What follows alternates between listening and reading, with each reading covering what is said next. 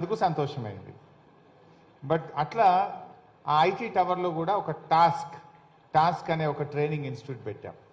మీలో కూడా ఎవరైనా BSc computers, MBA, MCA interest ఉన్న ఐటీ ఫీల్డ్లో వెళ్ళాలనుకునే వాళ్ళు ఆ టాస్క్లో వెళ్ళి మీరు ట్రైనింగ్ పొందొచ్చు. మీకు అక్కడ ఫ్రీగా ట్రైనింగ్ ఇస్తాం. ట్రైనింగ్ అయిన తర్వాత ఐటీ టవర్లో ఎప్పుడు కొత్త కంపెనీ వచ్చినా టాస్క్ సిద్దిపేటలో ట్రైనింగ్ పొందిన వాళ్ళకే ఫస్ట్ ఆపర్చునిటీ ఇస్తారు. So there is a training centre called task in IT tower. అక్కడ కూడా వెళ్ళి మీరు ట్రైనింగ్ పొందితే మీకు చాలా ఉపయోగపడుతుంది. దాన్ని కూడా మీరు ఉపయోగించుకోవచ్చు. సిద్దిపేట ఐటీ టవర్లో ఇంకా కొన్ని కొత్త కంపెనీలు కూడా వస్తూ ఉన్నాయి. నేను మాట్లాడాను. Hour IT tower can accommodate around 600 to 700 students. 600 నుంచి 700 మందికి మన ఐటీ టవర్లో ఉద్యోగాలు చేసే ఫెసిలిటీ మన దగ్గర ఉంది. రైట్ నౌ ఇప్పుడు 350, 360 మంది ఉన్నారు. బట్ ఇంకా కొన్ని కొత్త కంపెనీస్ తెచ్చి ఆ ఐటీ టవర్ను ఫుల్ ఫ్లెజ్డ్గా పనిచేయడానికి కూడా నేను ట్రై చేస్తూ ఉన్నాను. సరే, ఇది మన సిద్దిపేట. మీకు తెలుసు ఇట్లా సిద్దిపేట్ హ్యాస్ మెనీ స్పెషాలిటీస్. అంటే ఎడ్యుకేషన్ హబ్, మనం ఎడ్యుకేషన్లో ఒక హబ్గా మార్చుకున్నాం. అన్ని రకాల కోర్సులు తెచ్చాం. Reservoirs hub. ఏ జిల్లాలో ఇన్ని రిజర్వాయర్స్ ఉండవు. Ananthagiri reservoir, Ranganayak Sagar reservoir, Mallanna Sagar reservoir, Kondapochamma Sagar reservoir, Gouravelli reservoir. ఇట్లా రిజర్వాయర్ల కిల్లా, ఆలయాల జిల్లా, విద్యాలయాల నిలయం సిద్దిపేట. ఇలా ఎన్నో చేసుకున్నాం. డెవలప్మెంట్లో Siddipet has a underground drainage. No other. అంటే పెద్ద పెద్ద నగరాలకు కూడా ఇప్పటికీ అండర్ గ్రౌండ్ డ్రైనేజ్ ఉండదు. కానీ సిద్దిపేటలో మనకు అండర్ గ్రౌండ్ డ్రైనేజ్ కూడా చేశాం. ఒకప్పుడు సిద్దిపేట అంటే సందులు, పందులు, చిన్న చిన్న గల్లీలు ఉండేటి, పందులు ఉంటాయి అంటారు.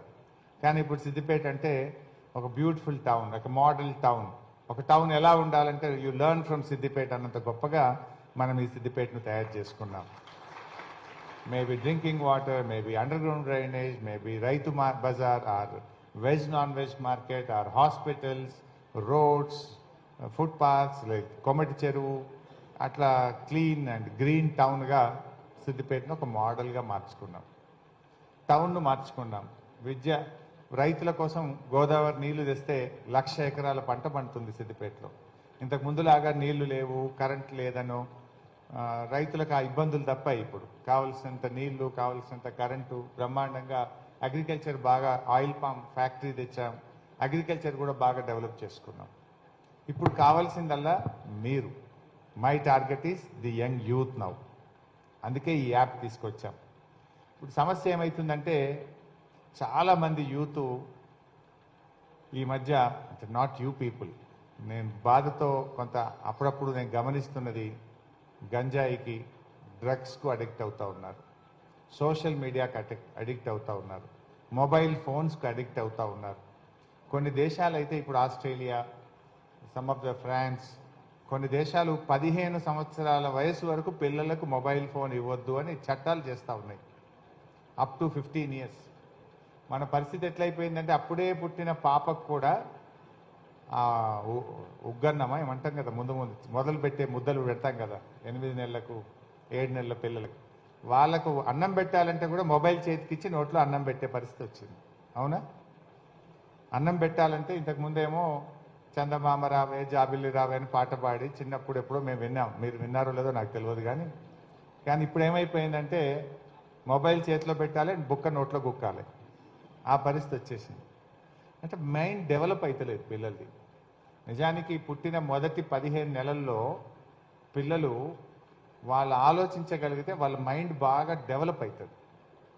నిజానికి పిల్లలకు సంగీతము, మ్యూజిక్, కడుపులో తల్లి ఉన్నప్పుడు కూడా తల్లులు సంగీతం వింటుంటారు, లేదా తల్లులు గట్టిగా చదువుతూ ఉంటారు. సో దట్ ఆ బేబీ కూడా అలా అలవాటు చేసుకుంటుంది, వాళ్ళ మైండ్ డెవలప్ అవుతుంది అని ఆలోచించే రోజులు పాత రోజులు. కానీ ఇప్పుడు ఏమైపోయింది, మొబైల్ ఇచ్చేసేయి, నోట్లో బుక్క పెట్టేసేయి. అంటే వాడు ఏడవద్దు, అల్లరి చేయొద్దంటే ఫోన్ పడేసి తల్లి తన పని తను చేసుకుంటుంది. దీనివల్ల చాలా ప్రమాదం జరిగిపోతా ఉంది. అందుకే ఇప్పుడు కొన్ని దేశాలు, అభివృద్ధి చెందిన దేశాలు like Australia, France, many other